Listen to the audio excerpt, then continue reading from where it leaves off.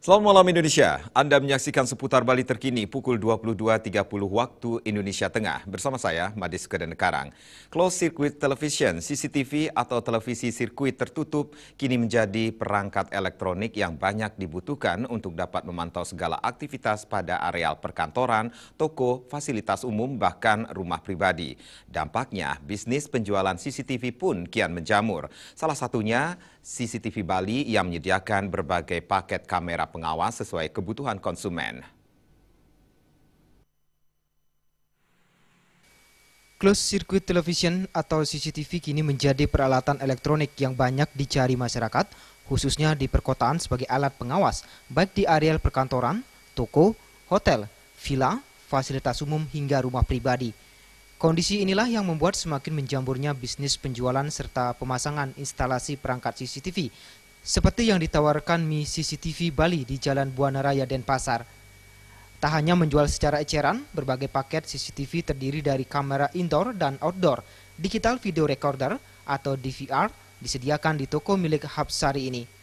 Harganya pun bervariasi tergantung kualitas kamera dan paket yang dipilih konsumen, mulai dari harga Rp2.800.000 hingga Rp6 juta per paket.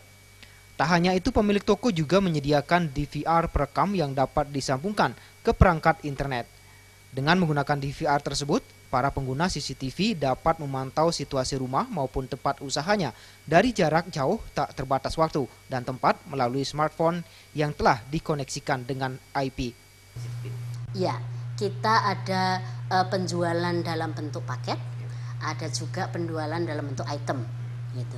Kalau paket yang ada di toko kami itu paling kecil di 4 kamera, kemudian ada paket 5 kamera, 6 kamera dan seterusnya sampai 16, 32 sesuai dengan permintaannya.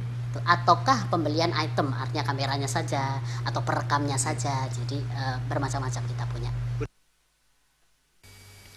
Lebih lanjut, Hapsari mengakui dengan meningkatnya penggunaan kamera pengawas tersebut berdampak pula dengan penjualan di tokonya.